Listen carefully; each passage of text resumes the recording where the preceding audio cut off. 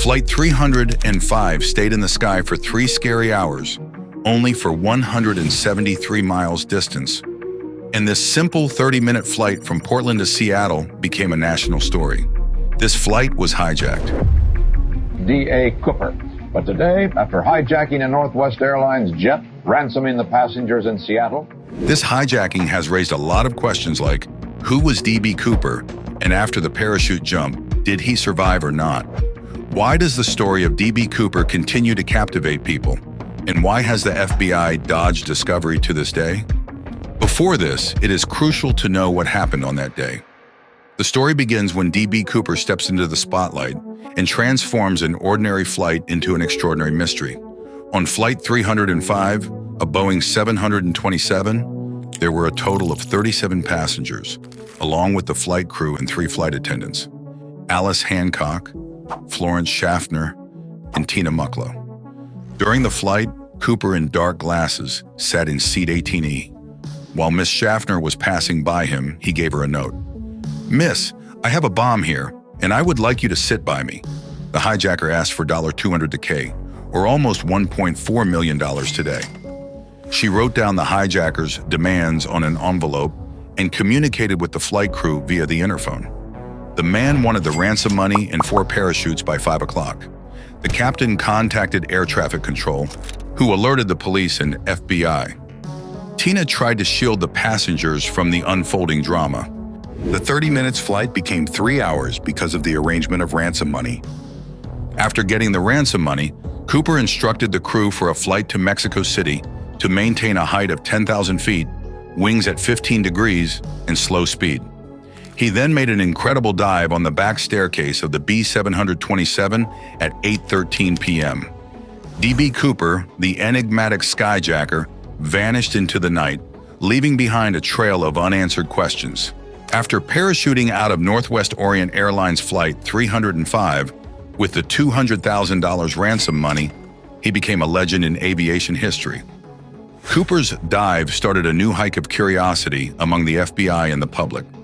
For 45 years, the FBI conducted an active investigation known as NORJAC, but the case went unsolved.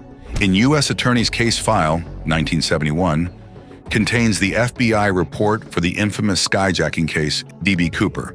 Despite questioning around 800 suspects, Cooper's true identity failed them. Initially, they thought Cooper had military experience, possibly as a paratrooper. Later, he was discovered not to be an experienced skydiver due to the risky jump and his failure to notice a sewn-shut reserve parachute. Likewise, there are many reasons for these findings and their rejection. Cooper had created several mysteries by hijacking, including his identity and survival. Let us reveal the truth using some known facts. D.B. Cooper's identity remains a mystery, with no conclusive evidence linking him to a criminal or a frustrated individual. Despite the FBI's decision to close the case, journalist Jeff Gray is looking through secret FBI archives, including photographs and interviews, for clues about Cooper's true identity.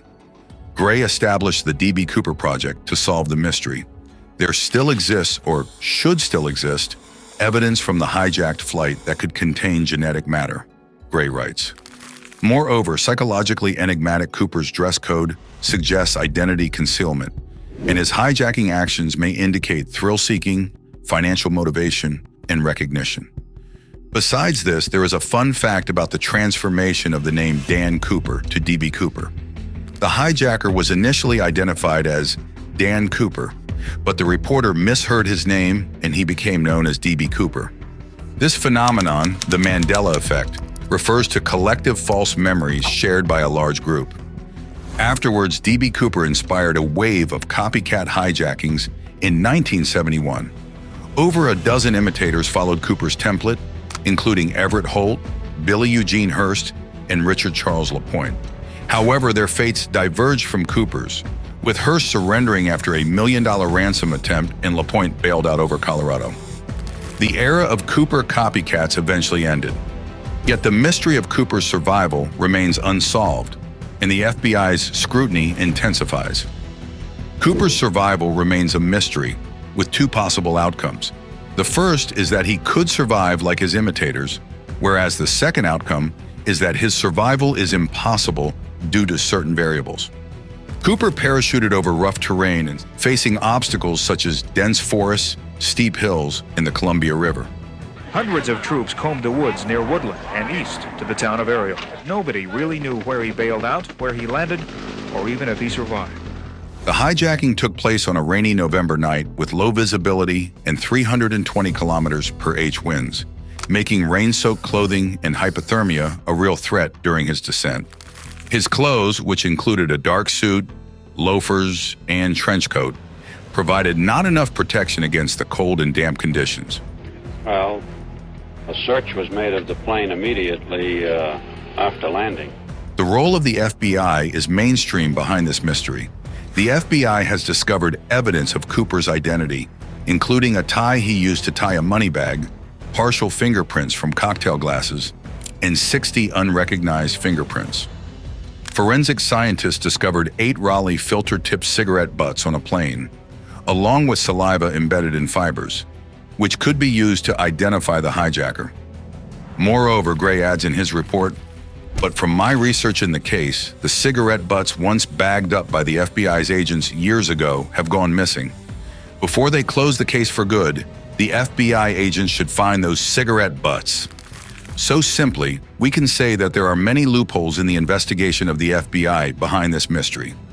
His identity has been a mystery due to various composite sketches, including Composite A, released after the hijacking on November 28, 1971, which depicted him as a Bing Crosby lookalike, in Composite B, created in 1972, which incorporated passenger input. A 17-year later sketch by Florence Schaffner showed Cooper with a receding hairline and stern expression. Now there were 2 main identical frames for the search for Cooper: his profession and his sketch. In 2009, scientists analyzed the tie using electron microscopes, discovering over 100,000 rare earth elements, including titanium, so he was assumed as an aerospace engineer or manager and may have used titanium in military aircraft and helicopters, but his true likeness is elusive due to numerous sketches. One thing is very disturbing about the hijacker. D.B. Cooper claimed to have a bomb in his briefcase, which was likely a mock bomb to intimidate and control the situation. The FBI concluded that the bomb was likely fake. If Cooper had indeed jumped from the plane with a real bomb, it is unlikely he would have survived. The FBI believes Cooper knew the bomb was fake, focusing instead on his escape with the money. The bomb threat remains a mysterious aspect of the case. Besides all the clues, still there was confusion about where's the ransom money, because the FBI issued the alert on that specified serial number bills. In 1980, 8-year-old Brian Ingram discovered decomposed $20 bills near Vancouver, Washington, matching the serial numbers given to D.B. Cooper during the hijacking. But there was no evidence of parachutes. Moreover, the money's distant location from the crime scene adds to the enigma surrounding Cooper's escape. But the uncertainty of survival was still hanging in experts' minds. However, D.B. Cooper's smooth hijacking case has been a subject of interest due to several factors. The crew's cooperation may have been influenced by trauma or intimidation, leading to a lack of detailed information. The FBI's focus on capturing D.B. Cooper may have diverted attention from a thorough investigation, influenced by limited forensic evidence, motives, and the airline's reputation. We gave the information to the authorities, and we just don't want to discuss it any further.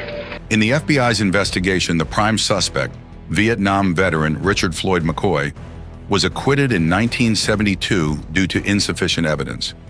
Kenneth Christensen, who claimed to be Cooper, died in 1994. In 2007, the FBI reopened the case and found traces of Cooper's ransom money in the area where he allegedly parachuted. In 2016, Robert W. Rackstraw was identified as Cooper, though the FBI has not confirmed this. The Last Master Outlaw was published in 2016, which indicates the case closing. Theories suggest Cooper could have been a CIA operative, a radical group member, or a disgruntled airline employee seeking revenge. The mystery of Cooper's fate remains hidden in the Pacific Northwest. What do you think about the disappearance of Cooper? Write your opinion in the comment section about what gray areas you have seen in the investigation of this mysterious case. Subscribe now and stay tuned for more captivating weekly episodes that will keep you on the edge of your seat.